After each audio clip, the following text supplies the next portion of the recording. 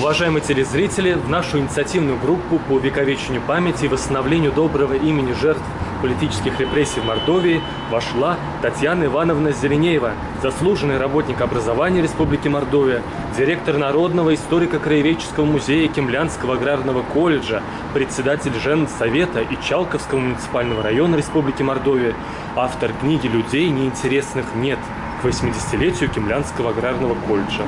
В 1999 году вышла книга, уже 20 лет.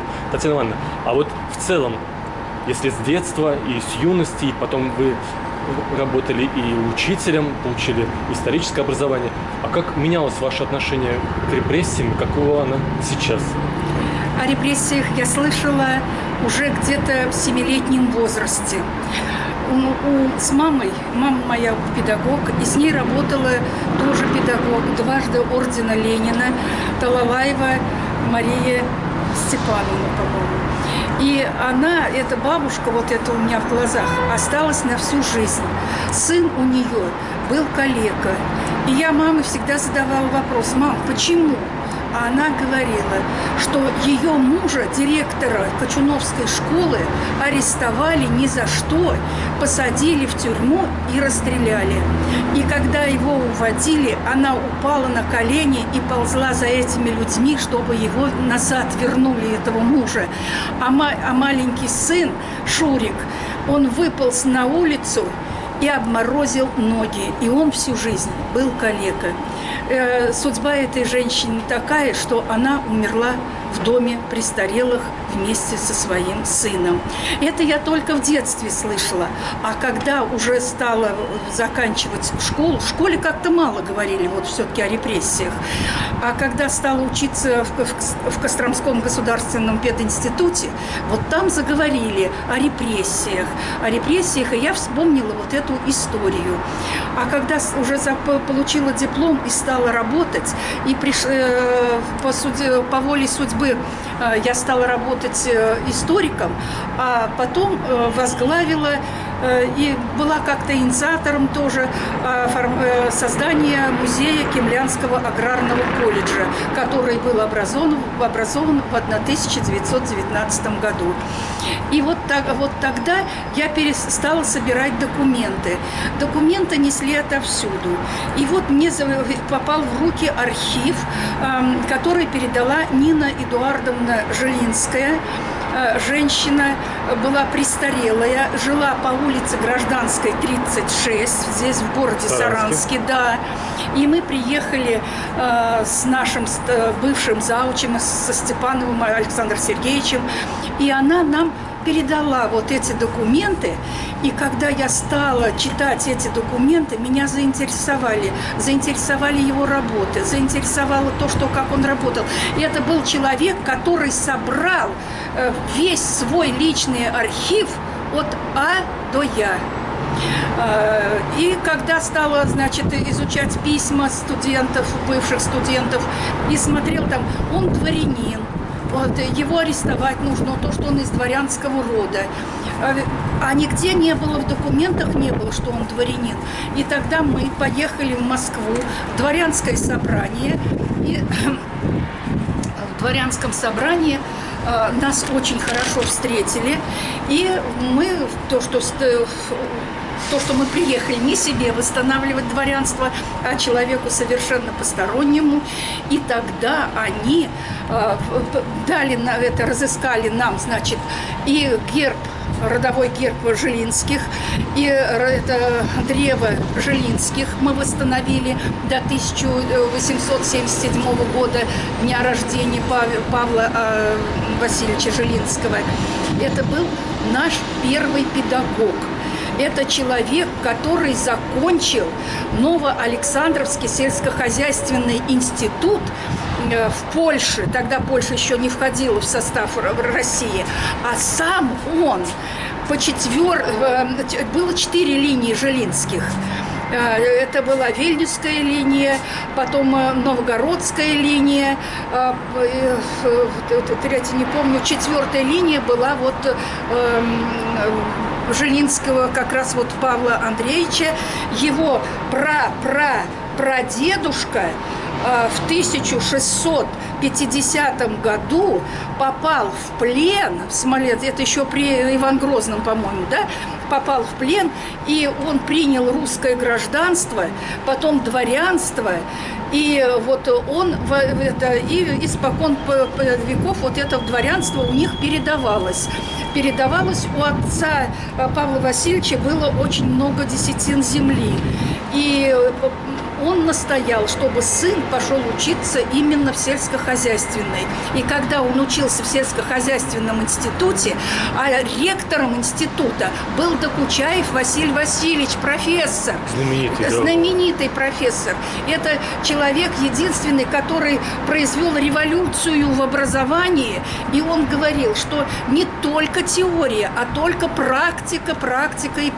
И он добился того, что студенты вели все хозяйство, сельское хозяйство, все вели там, в этом институте. И по окончании, Павел Васильевич оканчивает его с отличием, и по окончании его забирают в армию. Он штабс-капитан.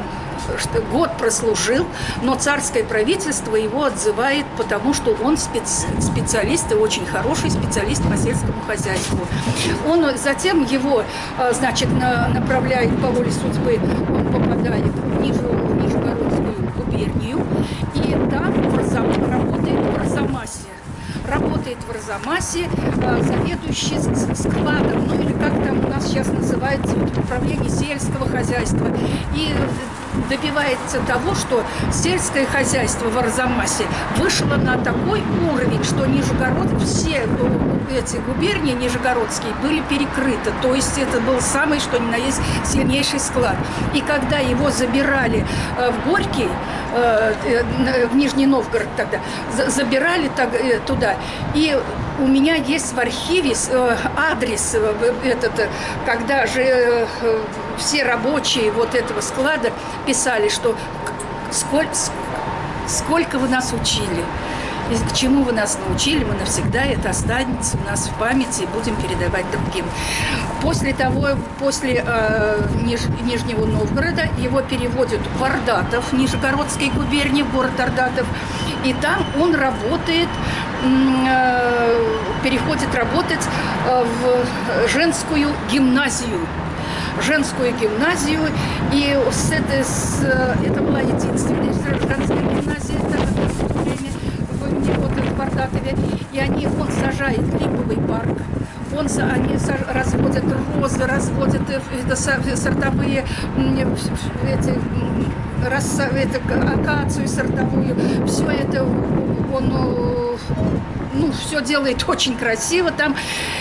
Но получилась такая история. Я думаю, не знаю, надо сказать или не надо. Я думаю, все-таки нужно сказать об этом, что ему во всем помогала начальница, единственная начальница женской гимназии, организатор этой гимназии Попова Калерия Андреевна.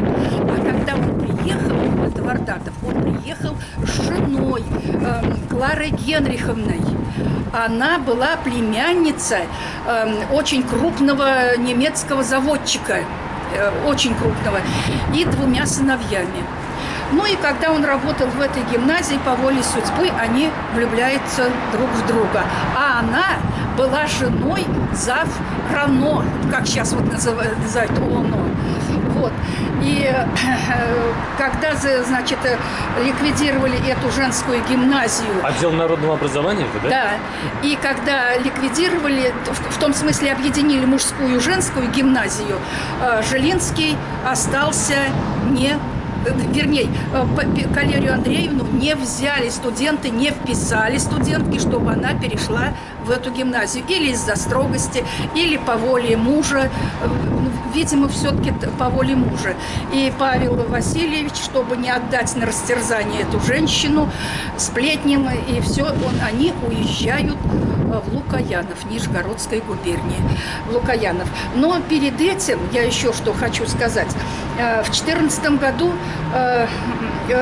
когда началась Первая мировая война, и дальше идет февральская революция, он был уполномоченный представитель Временного правительства по Ардатовскому уезду и ведал всеми полицейскими участками. Вот это ему тоже потом при расстреле, тоже ему будет вменено в протокол, вот это вот тоже. И он затем революция 17 года, и Павел Андреевич ломает, значит, шпагу там через колено и отказывается от дворянства, и поэтому уже в документах нигде, вот уже по советскому времени, что он дворянин, нету. И он переходит вот на службу уже Советской России. И когда они переехали в Лукоянов, они остались не у дел. И вдруг он встречается со студентом Кемлянского сельскохозяйственного техникума имени Владимира Ильича Ленина, это Георгием Седовым. А почему встречается? Потому что он уже пишет, в 2014 году он выпускает книгу «Обработка пара». Потом выпускает, печатается очень много в журналах, газетах. И студенты, не имея учебников, в новом техникуме, тогда таких сельскохозяйственных специальных учебников не было. И он, и его знали все, и Седов приглашает его, говорит: пойдемте к нам в Кемлю преподавать. Нам нужны ученые, потому что совершенно люди были, открыли техникум, а люди были не подготовлены. И затем, потом уходит это... В кармане, наверное. Точно. Вот туда отойди, если кто будет говорить это. Да. Вот. И он уходит, значит, в Кемлянский сельскохозяйственный техникум. И его... нет, еще работая в Ардатове, его призывают в Красную армию. Призывают в Красную армию, и этот вот Ранота ООН пишет документ, что нельзя его, он один-единственный специалист на всю округу, на весь уезд, который мог вот преподавать и работать. И пришел документ, подписанный секретарем Ленина Лидией Фотьевой. Да, этот документ у нас тоже есть, что дать отсрочку Жилинскому как специалисту от армии. Ну вот, и когда он попал уже в Кемлянский совхозтехникум, здесь он начинает свою работу, развернулся он полностью. Директором был Болдов Михаил Дмитриевич, бывший эсер, бывший депутат предпарламента России, да, это наш земляк, Суришки родом, и он там, значит, они, видимо, нашли друг друга, и они планировали, что они сделают, сколько посадят, какие площади земли, все, и вот так вот работали. Но Болдов страдает от этого, 21 год засуха. Да, 21 год засуха. И на кого списать все? И списывают на тех, кто, простите меня, получил образование при царском режиме. Да. И вот. Но Жилинский именно в засуху одна единственная организация, которая дала хлеб. И Болдов раздает его крестьянам, и открывает бесплатную столовую у нас в Кемлянском сельскохозяйственном техникуме. И он кормил. За это тоже пострадает, очень пострадает. В 23-м году... Что имущество государственное. Да. И его в 23-м году... Чтобы от голода не умирали люди. И студенты... И началась чистка в 21 году. И после этого, первая чистка была в партии, и вот Болдов попал под это. Коммунистов не было в техникуме, была только комсомольская организация. Но комсомольцы, не разобравшись, а подталкиваемые вот этими лукоянскими коммунистами, специалистами, они вот пишут письмо на Болдова, и его арестовывают. Не арестовывают, а просто снимают с работы и переводят в Горький. Там он работает в НИИ, там ему доверяли, но вот этот удар, который он получил ниже пояса, он прожил всего 56 лет и умирает. Пришел человек, совершенно новый директор, который не знает сельского хозяйства, закончил партийную школу Воронин. И потом, значит, и все-таки Жилинский делает все, чтобы поднять сельское хозяйство. Он выводит сорт соя кемлянская, фасоль кемлянская. Он изучал всю траву, экспорцет, он все животноводство. Все это было на нем. В 23 году он становится участником первой всесоюзной сельскохозяйственной выставки, кустарно-промышленной выставки в Москве, ВДНХ. Это первые студенты, 3 студента, это Седов, Воронцов и Соколов, и 2 преподавателя, Жилинский и Семен Спиридонович Смирнов, они едут туда. И он везет свои орудия труда, изготовленные орудия труда. Представляете, его планетка Жилинского, это вот не то, что мотыгой надо рубить, а вот эта вот планетка, срезать нужно вот эти вот сорняки, и он, эта планетка Жилинского на этой выставке получает имя планетки Жилинского. Имя планетки Жилинского. Ну как человек, вот как вот вы скажете, то, что он отдавался весь. У меня это в музее сохранились его чертежи этих орудий, прям изготовленные чертежи самим им, вот Жилинским. После этого, после 23-го года начинаются нападки. 27-й год. Дальше это, и только что ему приписывают? Он тогда начали бригадный метод обучения студентов. Что значит бригадный метод? Это вот на 6 человек, по 6 человек студентов, и вот все якобы они читают, и потом один сдает экзамен. Если сдаст на 5, всем ставят 5. Но отменен был русский язык. Вообще не изучали русский язык. Много читайте, запомните, и все. Не было. И вот кандидат наук Винокурова, тоже студентка наша выпускница, она пишет, что очень многие писали неграмотно, потому что не знали, вообще не преподавали вот этот язык. После этого, значит, Жилинский, 31 год. Опять на него, что не так уроки ведет, не так придирались ко всему. Нужно было снять этого человека. Пришли уже новые преподаватели, уже нового вот этого поколения, уже коммунистического поколения. И именно вот они, видимо, стали подъедать к тому, что он дворянин, преподает, почему ему очень много внимания уделяется. А он в это время опять пишет работы и опять печатает. В газете «Правда» печатается, в научных журналах России печатается. И он, понимаете, что он до того любил студентов, до того из них вышивал все, что нужно, чтобы получать, чтобы они были именно, чтобы они были специалистами. И в 1931 году он арестовывается, студенты пишут письмо, немедленно отпустите, ничего за ним нету. Сельский совет Кемли, тоже председатель был Верендякин, потом он будет председатель Верховного Совета. Он тоже пишет в его защиту. Его отпускают 3 месяца. И информация в книге памяти есть, что в 1931 его арестовывают и отменяют. Да. Это есть. Потом, значит, Жилинский, опять нападки. Но что характерно, Саранск, в 29 году мы ведь вошли Кемля вошла в состав автономной области Мордовии. И его тут узнали, и стали его приглашать на все съезды, на все там совещания. Он все время выступал, он все время говорил.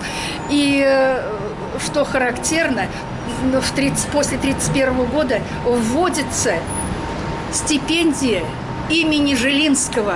Это преподаватель, живой преподаватель, 2 стипендий по 100 рублей. Для студентов это было в тот промежуток времени, это было большое подспорье.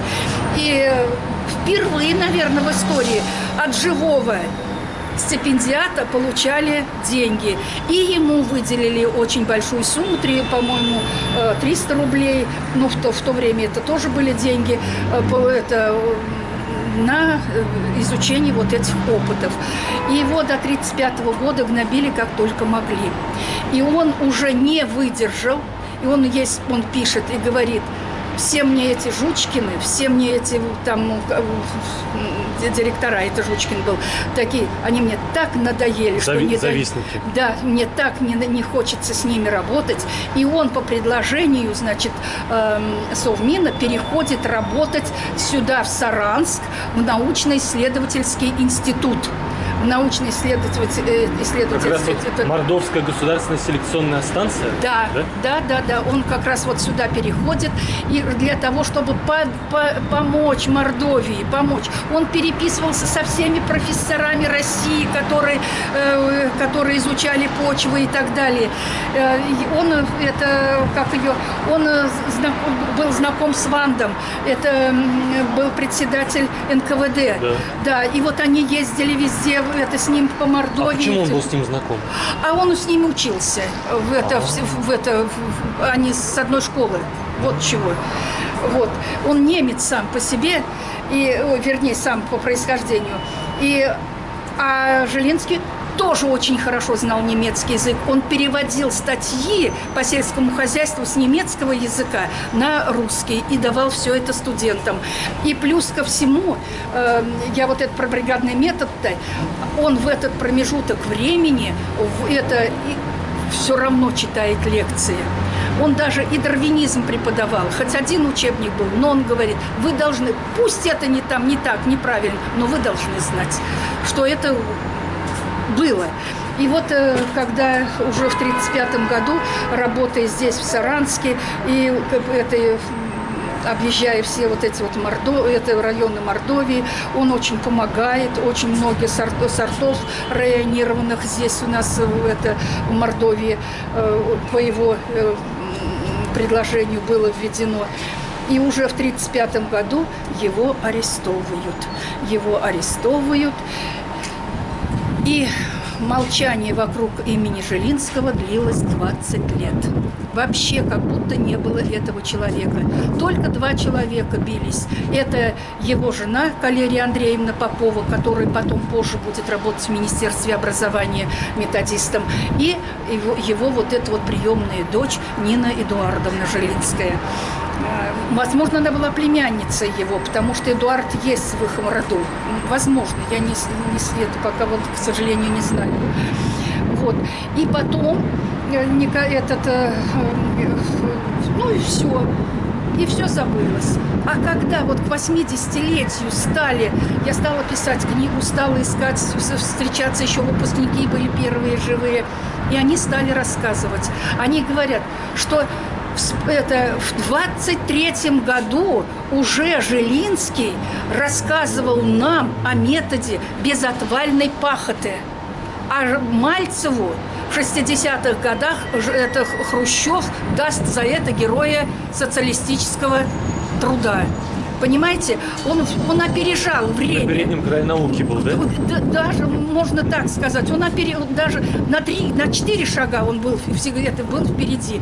Потому что Новоалександровский, вот это еще раз коснусь, сельскохозяйственный институт, он был 4-м во всем мире, которые признавали, что именно вот это учебное заведение. Потом оно войдет к нам, а тогда было больше. Вот. И все, замолчали. Я стала работать, стала искать, стала читать эти документы. Один за одним, по датам сложила, все. Вы понимаете, у меня вот всплыл этот человек, вот не знаю почему. Я тогда обратилась не Верховный Совет, а вот уже Госсобрание было, Бурханов Александр Николаевич уже был. Говорю: Александр Николаевич, вот имя Ленину вы убрали имя. Ну, давайте вот Жилицкого. Это еврей, это он нам не нужен, это вот все. И вот тогда как-то и все. И я как-то немножечко присела, думаю, ну что же. А потом думаю, дай-ка я поработаю в ФСБ. Разрешат мне или не разрешат в архиве. И мы с директором Маргачевым Евгением Евгеньевичем пишем письмо туда. И мне разрешили. И я пришла туда, и я поработала там. Но я вам только хочу сказать, я работала среди мертвецов. Это полки, огромное помещение, и набито вот этими папками. Набито папками, это что-то было страшное. И они меня посадили, оставили одну и ушли. И я дали вот эту папку Жилинского. И когда я вот так вот открыла эту папку и стала я ее читать, у меня волосы дыбом стали. Это человеку, который, простите меня, отдал все Мордовии, отдал земле, и он оказался враг народа. А почему? Ему вменили диверсионную деятельность. Диверсионная деятельность и член Трудовой крестьянской партии. Оказалось, что такое и не было в партии. Придумали ее. Да, вот это придуманная партия, но он сознается при допросе. Он сознается при допросе. Любой бы признался. Он, представьте себе, 60-летний вот этот мужчина, который сейчас, простите меня, еще в расцвете сил, а тогда, видимо, уж так били, что он, когда он расписывался, это было что-то, рука тряслась. Но он знал, что все равно кто-то найдет, кто-то найдет и узнает, что всю правду. Я писала и плакала. И сейчас у меня в архиве тоже вот это научный. Все его документы с архива, и у них получается, что ежегодно 30 числа, 30 октября, да, в день политзаключенного у нас в музее проходит суд над системой. Ой, какие вы молодцы. Суд вот над этой системой. Это мальчик одевается, значит, это судья, это все, это защитники, сидят студенты, которые приводят доводы в защиту. Здесь сидят те, судья сидит и прокурор, которые обвиняют Жилинского. Понимаете, вот это до детей доходит намного больше, чем, простите меня, просто рассказать. Хотя я рассказываю, и ребятишки уходят в это. В музее у меня хранятся учебные, вернее, все книги Жилинского. Плюс ко всему я выписала из архива вот этого ФСБ все документы, которые хранятся там, предоставила их Калерия Андреевна. Это что, она показывала, ну, посмотрите, они печатались в Красной Мордовии, в Советской Мордовии. Вот, это все есть, это все. И поэтому о Жилинском я написала работу и провела открытый урок учителей истории и литературы, который проходил в Москве, в институте, в музее Сахарова, да, и там я стала лауреатом по этой работе, и очень приняли меня очень хорошо. Я считаю, что это очень хорошо. Ну и моя теперь задача, какая задача? Это увековечить память вот этого человека.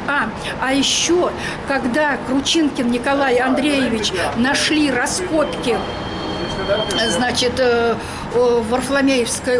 жертв Варфоломеевской ночи нашей мордовской, да, и там, значит, Жилинский тоже в это время, там 24 мая, а он 5 июля. Да, это простите, года, да, видимо. Это все, это месиво. Саранск, юго-запад, ручей. Эрефлей или Богоявленский родник. Да, Овраг, да. 7 расстрельных ям, около 700 останков тел. Да.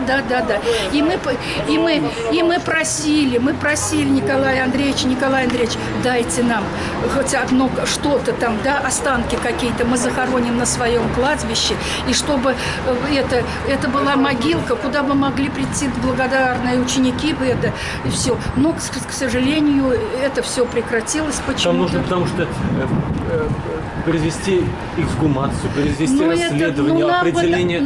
Это все каким понятно, датам. это все понятно, но нам бы Большая хотелось, работа обязательно. да, нам бы хотелось этого. Мы тоже за это. Да, вот.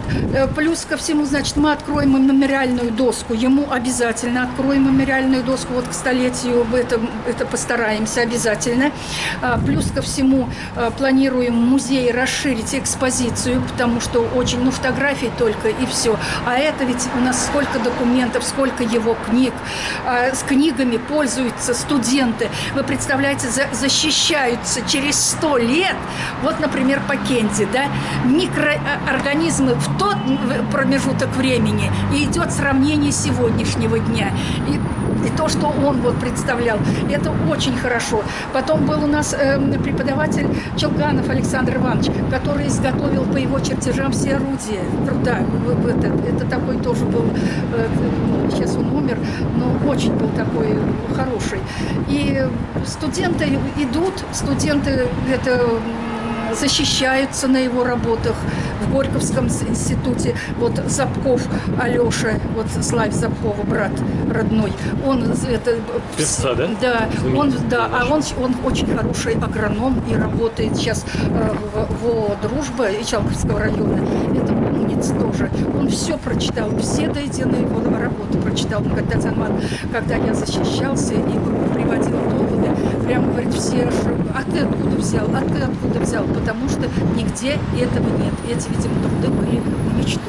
И какую-то вы еще или брошюру хотите написать, да? Да, а сейчас вот я хочу издать отдельную брошюру.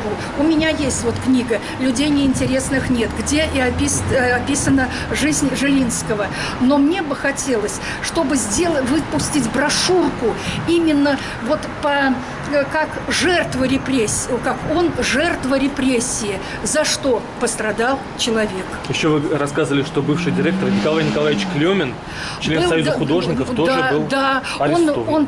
Тоже 3 месяца он был арестован, а только за то, что он рисовал очень хорошо, и он с Эльзи был знакомым, с Сычковым был знакомым.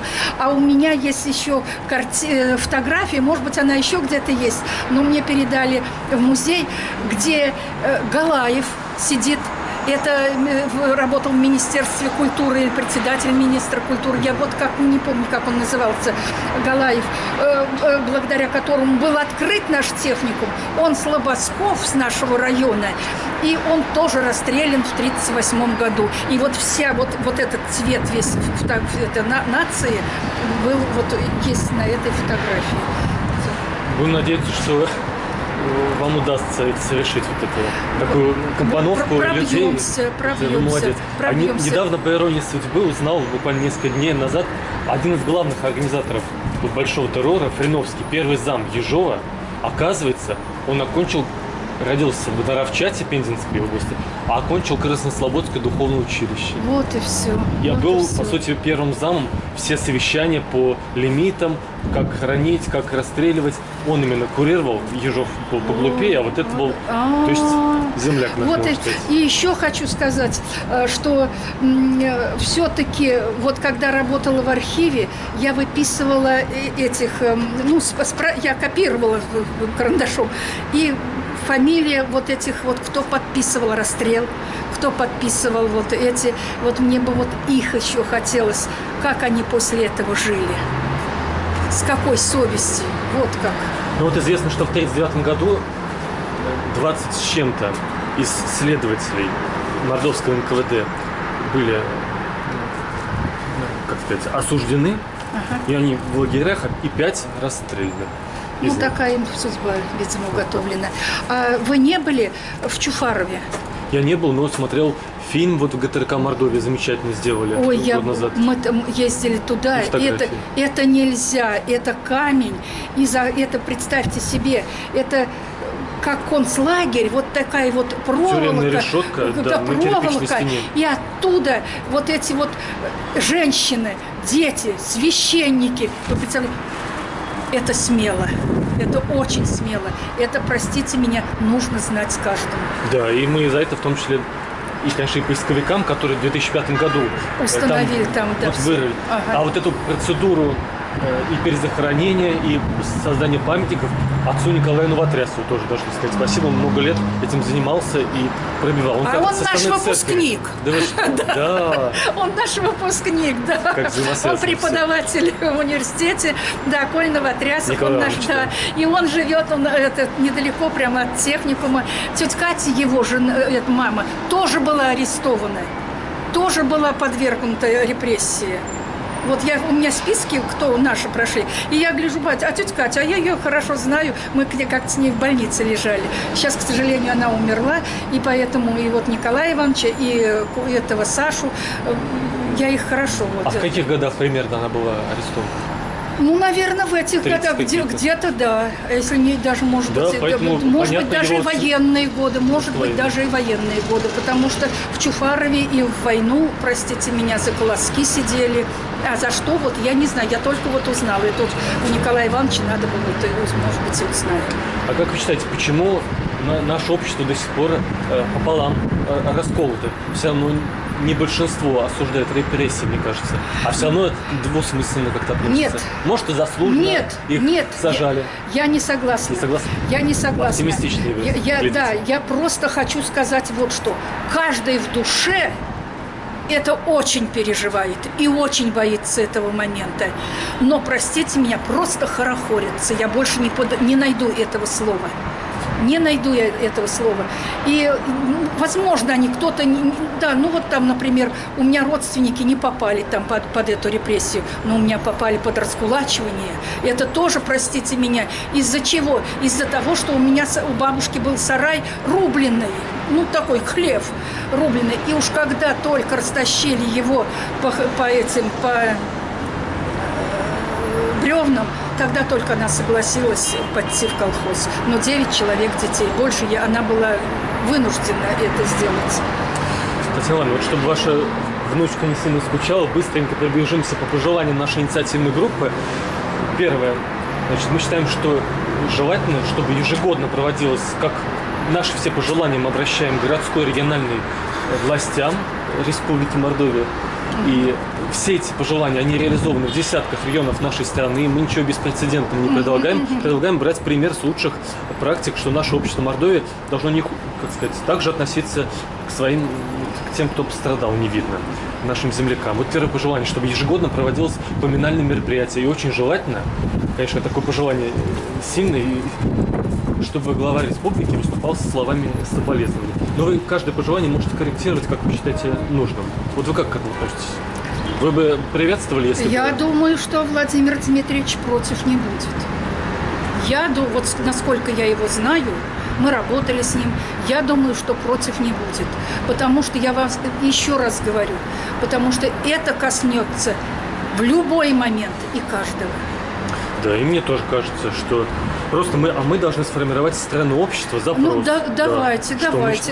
Следующее пожелание. Вот вы сказали по поводу мемориальной доски, минут 5-10, мемориальной доски, что вы хотите открыть. Это замечательно. Это, наверное, можно сказать, первая такая памятная табличка в Мордовии, посвященная репрессированному человеку. А вообще в России уже около 1000 таких мемориальных досок. А как вы относитесь к тому, чтобы, если мы обнаружим те места последнего места жительства расстрелянного человека, чтобы там уговаривали этих жильцов, чтобы они согласились, чтобы там была табличка. Это прогрессивно? Это было бы неплохо, это было бы даже очень хорошо. И потому что даже этим жильцам рассказать надо, где они живут и в каком доме, и с кем, и кто здесь жил. И мне кажется, каждый пойдет навстречу.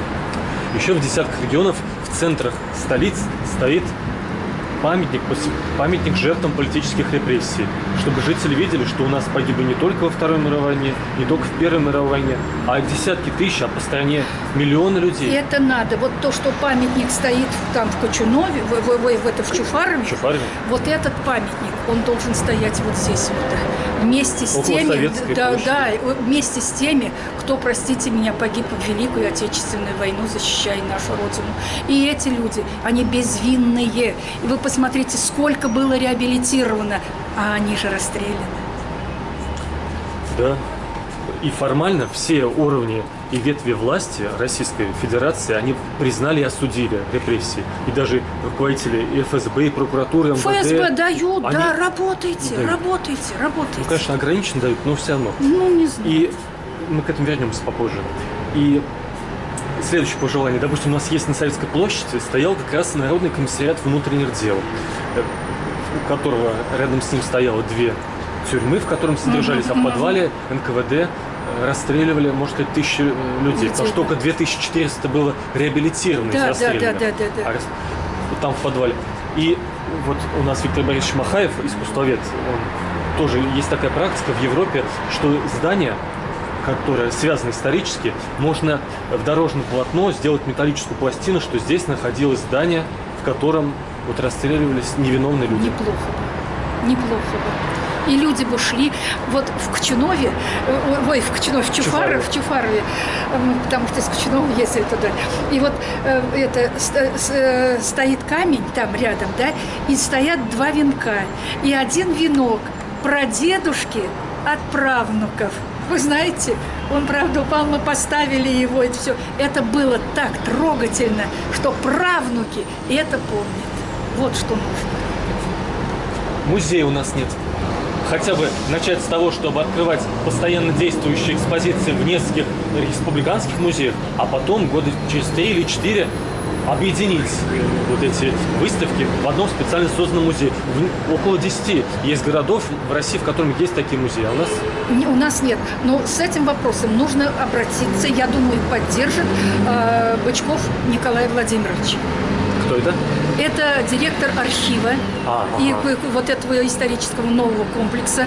Я думаю, что он против не будет, хотя бы, как вы не сказали, с экспозицией. Я бы эту экспозицию, конечно, и выставила здесь, и рассказывала бы не только студентам, хотя студентов у нас уже где-то там 26 тысяч мы выпустили. И если мы будем каждому рассказывать, и они потом будут рассказывать, где-то они вспоминать будут, я думаю, считаю, что это большое дело. И вот с ним нужно тоже переговорить, когда-то его пригласить и поговорить с ним.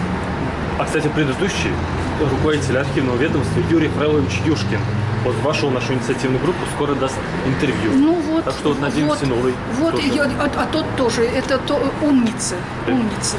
Все, ну. Следующее наше пожелание, чуть-чуть, значит, чтобы вот продолжались открытие архивов полностью всех, связанных с репрессиями, потому что там почти государственные тайны... Ну, какая уже нету. Да. Уже в том числе места захоронения должны быть открыты. Да вот почему, я не знаю, Кручинкину-то вот до конца не дали вот все это раскрутить. Ведь вот начал мальчик, все, ведь у него шло, как хорошо шло, и все, и Николай Андреевич, тормоз. Ну, будем стараться, вот мы желаем, чтобы нас, в том числе, стороны власти, люди поддерживали. И вот в том числе мы считаем, что важно в начале 2000-х процесс реабилитации немного прекратился, и даже отделы в прокуратурах, видимо, расформировали. А мы считаем, что это важно продолжить, потому что и миллионы людей по трудовым статьям, где там за опоздание людей годы давали, и много других статей, которые до сих пор люди не реабилитированные ходят, даже умерли, но их родственники до сих пор считают, что их родители и дедушки репрессированы. Враги народа. Враги народа. Что нужно до конца дойти. Это надо, обязательно надо. И хорошо, что есть такая организация. Я говорю, вот я столкнулась с музеем Сахарова, и я посмотрела, там было, это сильнейший музей. Я думаю, что и фотографии Жилинского там как раз будет уместно. И последнее наше пожелание. Вот в 2004 году, где нашли 7 расстрельных ям, значит, во враге там леса и на юго-западе Саранска.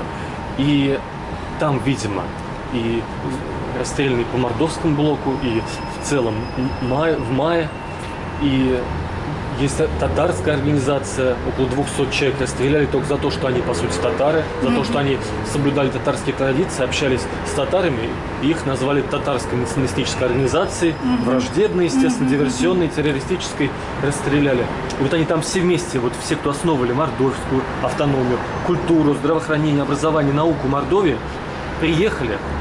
Благодаря ним у нас построили вуз в Мордовии, учреждение здравоохранения, культуры. Ни за что бы нам не построили, если бы у нас не было своей автономии. И вот они там расстреляны лежат, Да. мы их забыли, они там Да. в каком порядке. Да. Нужно поднять, узнать, кто перезахоронить, распределить. Это несколько десятков миллионов рублей, а дело огромной такой гуманитарной, нравственной важности.